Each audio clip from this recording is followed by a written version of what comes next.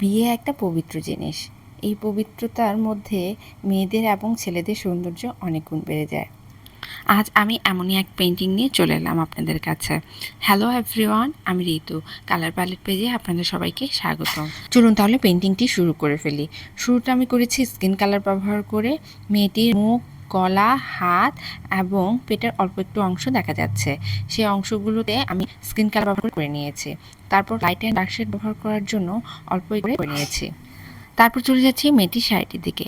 মেয়েটি একটি লাল শাড়ি পরে রয়েছে। সেই লাল শাড়ির কাজটুকু আমি আস্তে ধীরে করে নিচ্ছি। শাড়িটির কাজটি হয়ে যাওয়ার পর শাড়ির যে আঁচলটুকু রয়েছে সেটুকু আমি লাল কালার ব্যবহার করে নিচ্ছি এবং এটির রং শুকিয়ে যাওয়ার পর এখন আমি ডার্ক অলিভ রং ব্যবহার করে মেয়েটি যে পরে আছে ব্লাউজটি, সেই ব্লাউজটির কাজটি করে নিচ্ছি। মেয়েটির চুলগুলো খোলা রয়েছিল, তাই মেয়েটি হাত দিয়ে চুলগুলো খোপা তৈরি করছে। এখন আমি মেয়েটির ব্লাউজটিতে একটু ডিজাইন রয়েছে, সেই ডিজাইনগুলো সাদা রং ব্যবহার করে নিচ্ছি এবং স্কিনে অল্প একটু ডিটেলিংয়ের কাজ করে নিচ্ছি। যেহেতু মেয়েটি নববধূ, সে কারণে মেয়েটি অনেকগুলো গোল্ডের গহনা পরে রয়েছে, সেগুলো আমি হলুদ রং ব্যবহার করে নিচ্ছি এবং শাড়িটিতে পাড়ের কিছু অংশ আমি হলুদ রং ব্যবহার করে নিচ্ছি।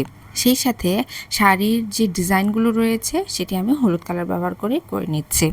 শাড়িটির জমিনে যেরকমভাবে কাজ করেছি ঠিক সেইভাবে আঁচলের কাজটিও আমি একইভাবে করে নিয়েছি। এখন চলে যাচ্ছে আমি মেয়েটির চোখটির দিকে। এখানে আমি সাদা রং ব্যবহার করে মেয়েটির চোখটি করে ফেললাম এবং মেয়েটির ভ্রুর উপরে কিছু কলকা টাইপের কিছু ডিজাইন রয়েছে, সেগুলো করে নিলাম। এখন কালো রঙের সাহায্যে মেয়েটির চুলগুলোর কাজ করে নিয়েছি। মেয়েটি চুলগুলো খোপা করার চেষ্টা করছে, আমি সেভাবে চুলের কাজগুলো আস্তে ধীরে করে ফেলবো। হাত থেকে নিচের যে অংশগুলো রয়েছে সেই অংশগুলোর কাজ আমি কালো রং ব্যবহার করেই করে নিচ্ছি। যেহেতু মেয়েটির চুলগুলো অনেক বড়, সেক্ষেত্রে ওনার খোপা করতে একটু কষ্টই হচ্ছে। এখন আমি কালো রঙের সাহায্যে পুরো পেন্টিংটি ডিটেলিংয়ের কাজ করে নেব। এখন চলে যাচ্ছি মেয়েটির চোখের দিকে।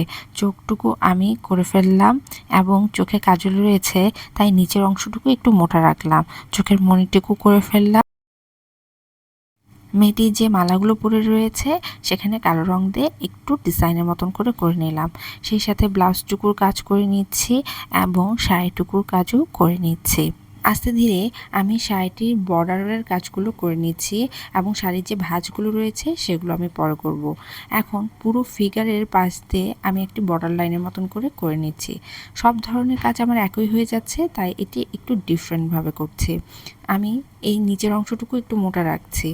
এখন আমি শাড়ির যে ভিতরের ভাঁজের অংশগুলো রয়েছে সেগুলো আমি কালো রং ব্যবহার করে নিচ্ছি এবং শাড়ির আঁচলের যে ভাঁজগুলো রয়েছে সেগুলো করে ফেললাম।